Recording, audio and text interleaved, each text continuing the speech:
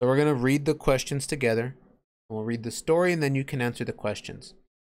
Again, we're going to read the questions first to make sure that while we're reading the story, we're already kind of looking for our answers, kind of like we get a head start. Okay?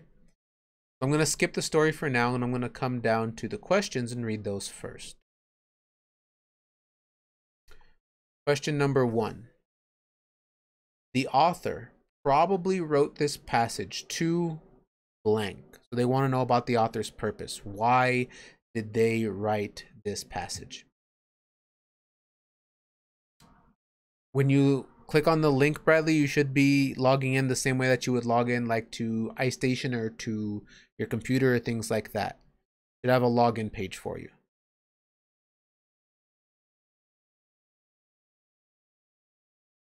So we have some answer choices. Why did the author write this passage? A, to persuade you to study the moon. B, to entertain you with stories about the moon.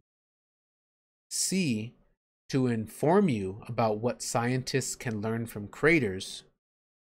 Or D, to explain how to use information about craters to calculate how fast meteoroids were traveling when they hit the moon. What's up, Alexa?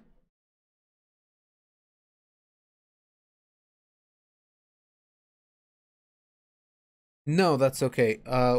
Just like the other ones, we're going to read the questions before we read the story, so that while we're reading the story, we already know what to look out for. So we're starting off with the questions.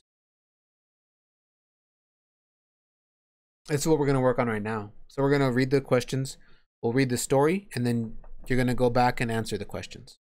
Because we can't answer them yet because we haven't read the story. Number 2, scientists measured the depth of 4 craters, so how deep they were. Their data are in the table below. Which crater was caused by a meteoroid moving at the fastest speed? They give us 4 craters. Crater A, crater B, crater C, and crater D. Crater A was 5 meters deep. Crater B was 25 meters deep. Crater C was 4 meters deep. And crater D was 27 meters deep. Question 3 says, another good title for this passage would be A, Learning from the Moon's Craters. B, Scientists on the Moon. C, Tycho the Crater. Or D, Objects in Space. So after we read the story, we need to think, if they were going to give it another name, a different name, what would be a good name for the passage? Question 4. Scientists found 2 crater rings, one on top of the other. They could tell A, how fast the meteoroids that formed the craters were traveling. B, the crater on the bottom was older. C, the shape of the meteoroids. Or D, what the crater should be named. So what could they tell from seeing the rings, one on top of the other one? Question 5. Why aren't there as many craters on Earth as there are on the moon? Why aren't there as many craters on Earth as there are on the moon? A, people are able to keep the meteoroids from hitting Earth. B, meteoroids never come to Earth. C, Earth's atmosphere causes most meteoroids to burn up.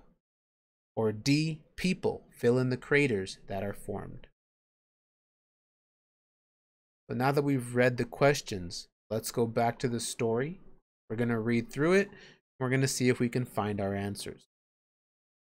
Our story is called Crater Creation. Have you ever looked up at the moon at night? What did you see? At times, the moon can look like a smooth, glowing ball, but nothing could be further from the truth. The moon is covered with craters. Craters are bowl-shaped holes.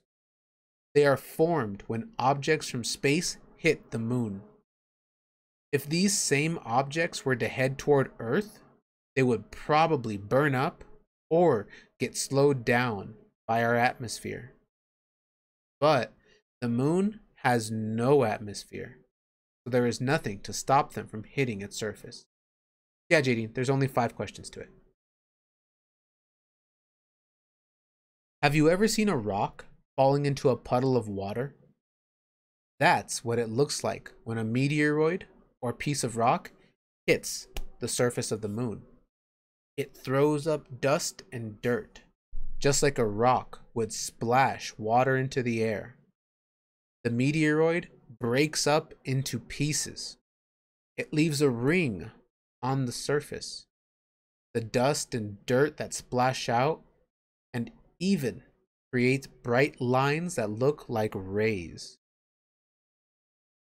So have any of you ever dropped like a rock into dirt? If you have, you kind of know what they're talking about. If you ever take a little rock and you drop it into like a pile of dirt, it kind of creates a little cloud, and afterwards you can see like a bowl shape around the rock. Especially if the rock is a bigger rock or a heavier one. You can tell a lot by looking at these craters. If a large rock hits the moon's surface, it makes a big ring. Smaller rocks make smaller rings. A deep crater means that the rock that hit the moon's surface was moving very fast, while a smaller crater means that it was moving more slowly. So even though they might not have seen the meteoroid or whatever it was, that the rock that hit the surface of the moon, they can kind of tell how fast it was going, because they're telling us the faster it goes, the deeper the hole ends up being, and the slower it goes, the smaller the hole ends up being. One crater that amazes scientists is named Tycho. Tycho is one of the only craters where the bright lines coming out of the crater can be seen clearly. These rays can be seen because Tycho is pretty young for a large crater. It's only 108 million years old. That might seem old to you, but some of the craters are over 1 billion years old. So that says something, that one of the young craters is only 108 million years old. Okay, hang on, Bradley. I'll try to help you out right now.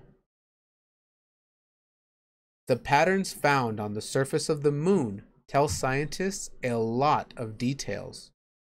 The information tells them about dust particles and other objects that were floating in space millions of years ago. Scientists can even learn about what happened on the moon before people were on Earth. All of this is possible because of the patterns created from the force of rocks hitting the moon's surface. Next time you look at the moon, think about all the craters. Some of them are so big that you can even see them with your own eyes. You can go ahead and look at the questions and choose the best answers for each question.